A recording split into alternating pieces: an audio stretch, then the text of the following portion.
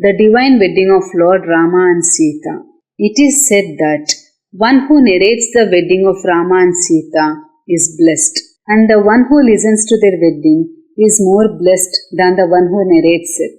Let us see how Sage Valmiki has described the wedding of Lord Rama and Devi Sita in the great epic. In the previous episode, we have seen how Prince Rama lifted the mighty Shiva Dhanush, a great feat that was impossible. Rama broke it with a thunderous crack when he tried to string it. The crowds were astonished and shocked. Waves of joyous cries rose to the sky. The impossible had been done. King Janaka was overjoyed. He said, "This is no ordinary prince. He is the one destined for my Sita."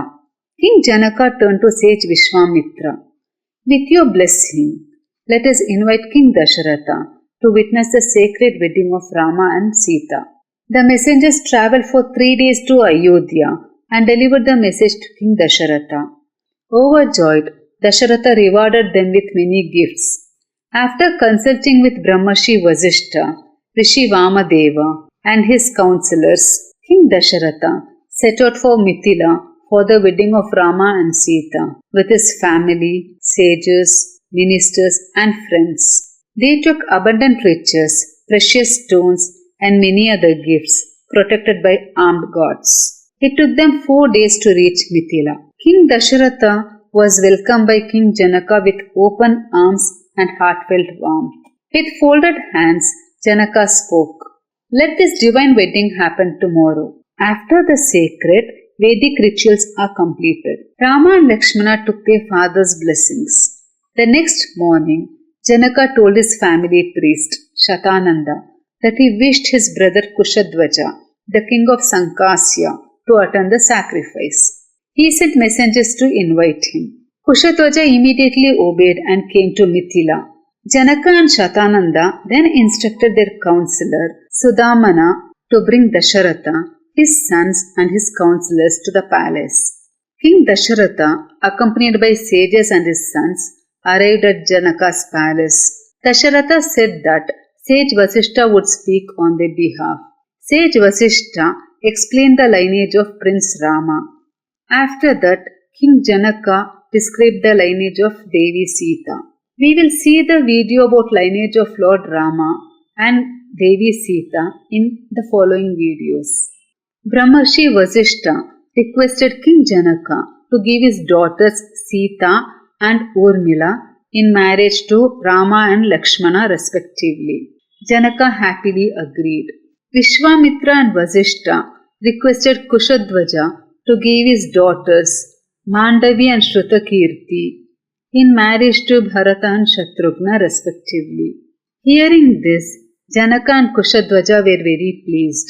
After the discussions, Dasharatha, his sons, and the sages returned to their camp.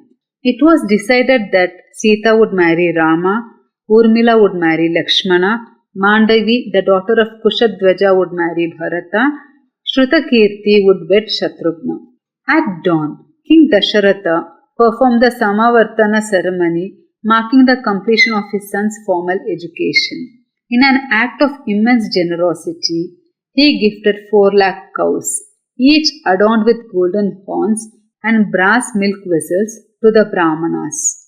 That very day, a special guest arrived, Yudhajit, the prince of Kekeya and maternal uncle of Bharata. He had come to take Bharata to his grandfather, but now found himself amidst a divine wedding celebration. As the auspicious hour arrived, Vishwamitra, Vasishta and Shatananda consecrated the altar. The mandap was a heavenly sight, decorated with garlands, lamps and sandalwood. Sacred mantras echoed through the air. Draped in a shimmering silk saree and adorned with celestial jewels, Sita walked gracefully to the altar. Before the sacred fire, she stood across from Rama. King Janaka, with trembling hands and a heart full of emotion, placed Sita's hands in Rama's. "From today, she is yours," he said. At that very moment, divine drums beat in the heavens and flowers rained from the skies. The Devas, Gandharvas and Apsaras rejoiced, sharing their blessings. One by one, the brother took their vows. Lakshmana held Urmila's hand, Bharata held Mandavi's, and Shatrughna held Shrutakirti's. Together, they went round the sacred fire, each step sanctified by hymns and blessings. Music filled the air, celestial nymphs danced, and joy swept across the earth and heavens alike. The wedding of the four princes of Ayodhya and the daughters of Mithila and Shankashya was not just a royal event. It was a cosmic celebration. As night fell, the joyous procession moved to the grand tents. The people rejoiced. The gods looked on with delight.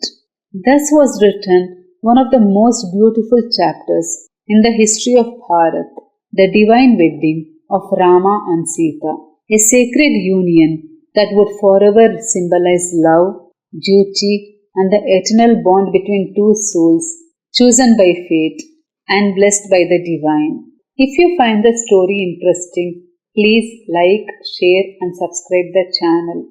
Thank you for listening. Hope you enjoyed it. Jai Shri Ram.